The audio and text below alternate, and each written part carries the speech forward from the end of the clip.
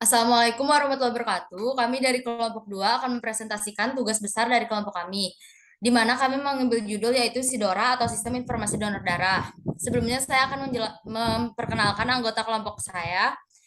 Saya sendiri Fairuz Hanifa, kemudian ada Mei Supriyani, baik Soraya Monika, Hilman Zulkarami, dan Muhammad Muayyadin. Selanjutnya latar belakang. Kesulitan dalam mencari pendonor yang cepat dan tepat menjadi permasalahan yang sering terjadi di kalangan masyarakat dikarenakan PMI dan rumah sakit belum memiliki data darah yang dapat diakses dengan cepat oleh semua orang. Untuk memecahkan masalah yang ada, diperlukan sistem informasi layanan donor darah yang mudah diakses oleh masyarakat. SIDORA merupakan program yang dapat membantu sistem informasi. Ini dihususkan kepada masyarakat yang ingin mendonor darah dan yang membutuhkan donor darah. Selanjutnya akan dijelaskan oleh Mei. Metode pengembangan. Dalam sistem informasi donor darah, SIDORA, kami menggunakan metode pengembangan yaitu metode prototyping. Metode ini dipilih karena menggunakan pendekatan untuk membuat rancangan dengan cepat dan bertahap, sehingga dapat segera dievaluasi oleh klien. Tahapan prototyping yaitu yang pertama mendengarkan pelanggan. Pada tahapan ini dilakukan metode pengumpulan data observasi dan melakukan studi pustaka. Tahapan yang kedua yaitu membangun dan memperbaiki prototype. Saat kebutuhan membuat sistem terkumpul, proses selanjutnya yaitu membuat rancangan prototipe sesuai kebutuhan user dengan melakukan mockup. Mockup yang dimaksud merupakan sesuatu yang digunakan sebagai model desain yang digunakan untuk mengajar, demonstrasi, dan evaluasi desain sistem. Yang ketiga yaitu pengujian prototipe. Setelah aplikasi dibangun dan diperbaiki, maka berikutnya melakukan uji coba, di mana sistem informasi indeks kepuasan masyarakat akan langsung diuji cobakan oleh pelanggan. Metode yang digunakan yaitu metode black box testing atau yang biasa disebut dengan pengujian kotak hitam.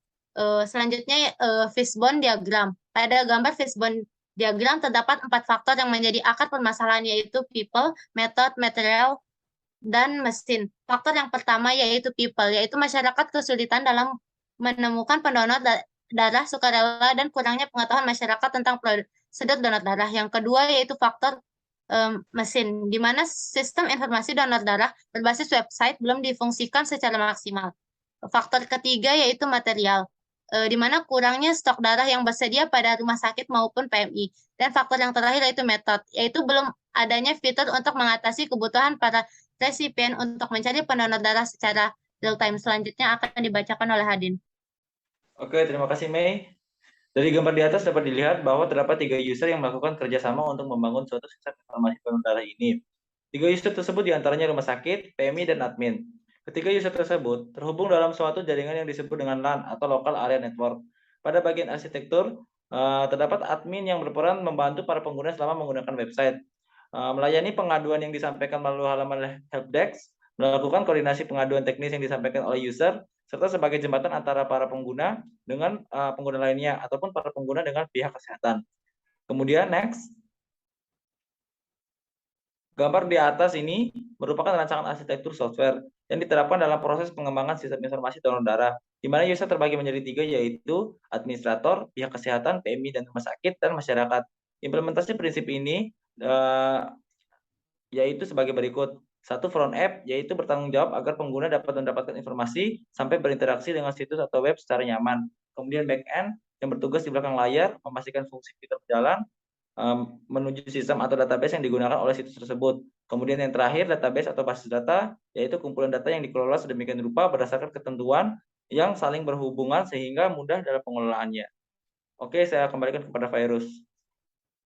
Di sini saya akan menjelaskan use case diagram pada SIDORA, di mana ada 3 user, ada 3 aktor. Yang pertama ada masyarakat. Masyarakat dapat membuat akun, mendaftar sebagai pendonor, melihat informasi donor darah, mengedit profil, melihat stok darah, melakukan permintaan darah, mendaftar kegiatan pendonoran, dan melihat riwayat donor.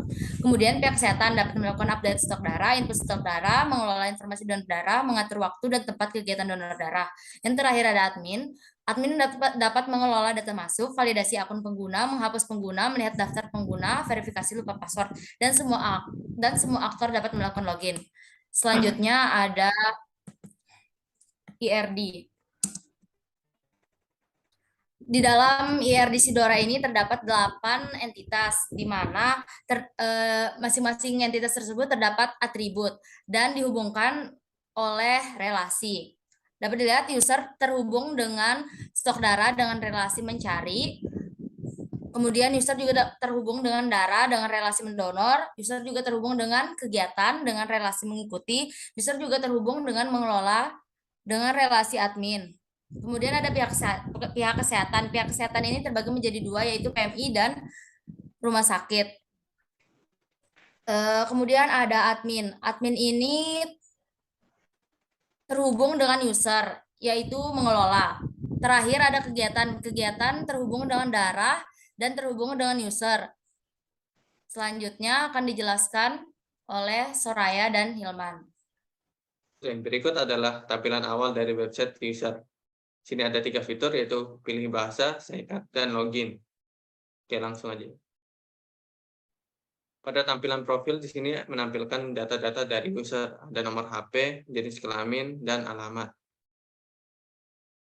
Dan oke, pesan. Pada halaman pesan digunakan oleh user untuk berkomunikasi dengan user lainnya. Oke, lanjut. Pada halaman notifikasi berfungsi sebagai pemberitahuan yang diterima oleh user, baik itu berupa postingan yang di-like dan sebagainya.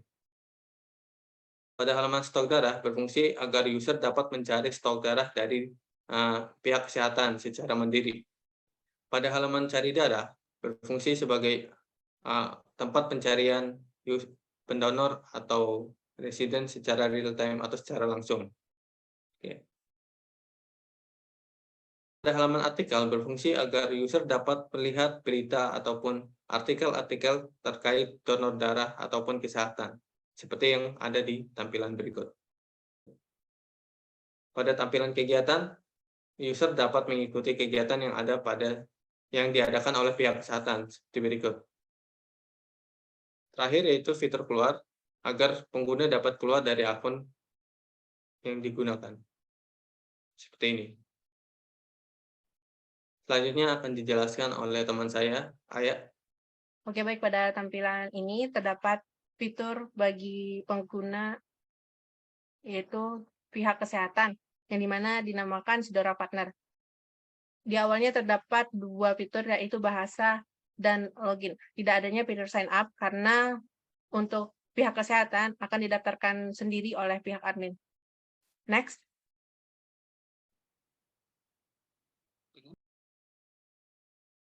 Pada fitur pertama ini terdapat fitur profile yang menampilkan data dari pihak kesehatan berupa nama, alamat email, serta alamat dari pihak kesehatan tersebut.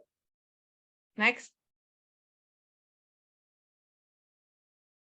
Selanjutnya pada tampilan ini yaitu tampilan notifikasi, di mana pihak kesehatan dapat mendapatkan pemberitahuan dari pengguna berupa contohnya yaitu seputar kegiatan. Ulang, yaitu reaksi dari kegiatan yang diberikan. Next. Selanjutnya yaitu halaman stok darah, yang dimana pihak kesehatan dapat mengupdate stok sehingga pengguna dapat mendapatkan informasi terbaru. Next. Selanjutnya yaitu fitur kegiatan, yang dimana pihak kesehatan dapat mendapatkan kegiatan berupa kegiatan donor darah, sehingga pengguna dapat menerima kegiatan terbaru. Selanjutnya itu fitur keluar, yang dimana berfungsi agar akun dari pihak kesehatan dapat logout. Sekian, terima kasih, saya kembalikan ke Virus. Sekian penjelasan dari kelompok kami, kurang lebihnya mohon maaf. Terima kasih. Wassalamualaikum warahmatullahi wabarakatuh.